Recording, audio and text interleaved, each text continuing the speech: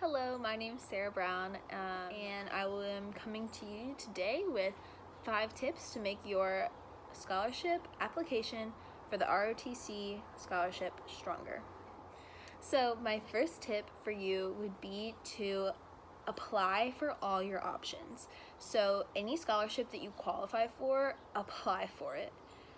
If you qualify for Navy, Army, Air Force, apply for all of them.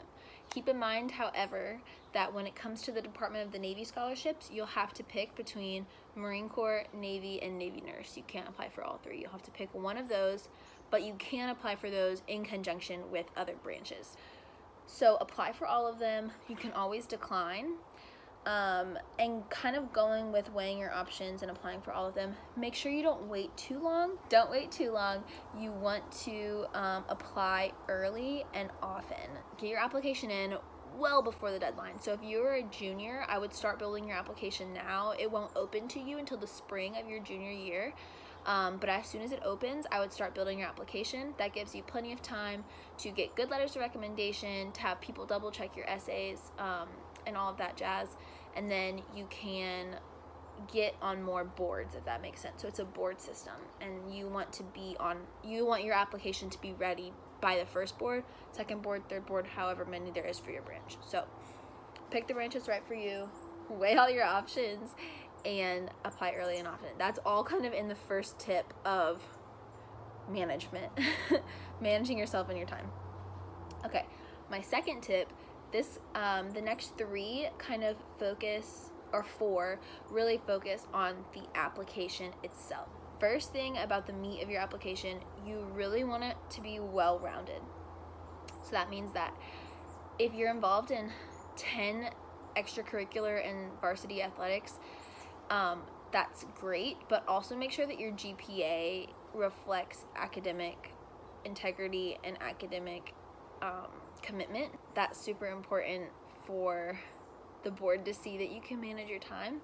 I know, like, it may be difficult trying to think of things that you've done to make your application more well-rounded, but put everything, literally everything you've ever done. I know for my scholarship application, I literally put down, like, founded the debate club at my middle school. Like, I literally put down everything that kind of shows a little bit about you, about your character, your commitment, anything. And with that being said, make sure that if for some reason you have a weakness in your application, my weakness was athletics, because I didn't join a sport until my junior year. So there's a little comment section in each category, and in that comment section, I made sure to put, I know that I haven't joined athletics until my junior year. I did this because I was focusing on my academics my freshman and sophomore year, until I figured out how to properly manage my time, and then I took on the extra commitment and responsibility of a sport. So it's okay if your application isn't 100% in every category, but just make sure that you explain why it's not, and that kind of helps the board get an idea of who you are and where you're at. 3 would be, have strong letters of recommendation. You want to give the people that you're asking these recommendations from plenty of time to write you a good letter. So don't show up at your teacher, your math teacher, and be like, I need this in 4 days. Don't do that. You definitely want to make sure that you give them plenty of time so they're not rushing and they can really think about what you've done, and that way if they have any questions, they can come ask you.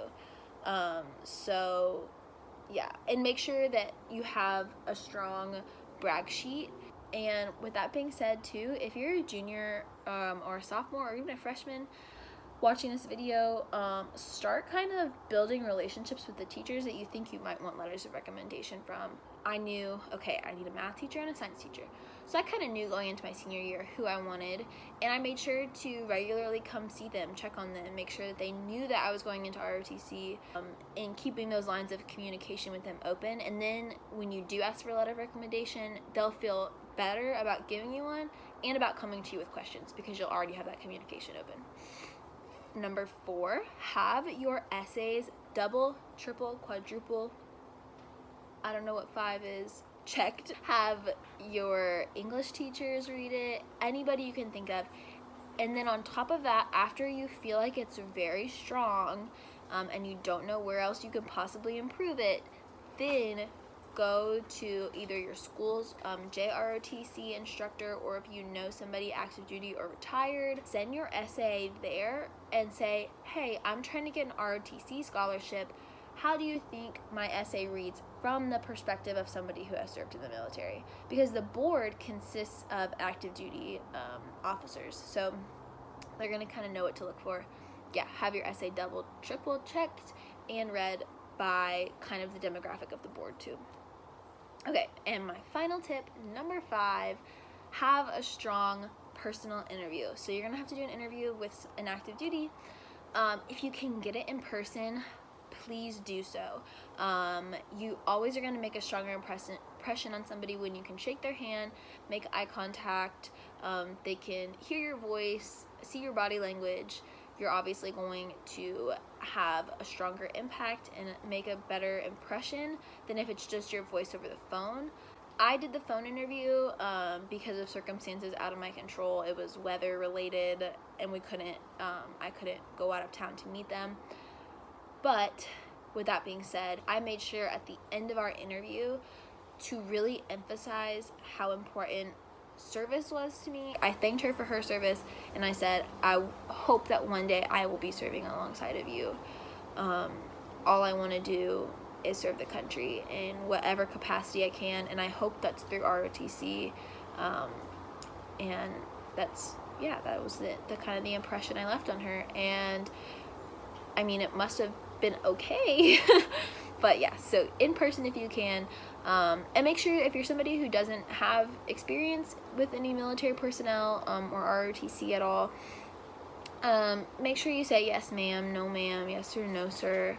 That really goes a long way. If you're emailing them, make sure you always give the greeting, proper greeting, good morning, good afternoon, good evening, whatever, like that kind of thing. You just want to show them that you're respectful, and that, you care. You don't want to come off like a punk, So, those are 5 tips. I hope they helped. I'm making these videos because I want students to be prepared to be midshipmen, to be cadets, whatever it is, whatever branch that they're going into in ROTC. I want them to be prepared. I think it makes you better. And if we can't help each other now, how are we going to help each other in the fleet when we're active duty? So if you have any questions, I'll be happy to help. Yeah, thank you and good luck.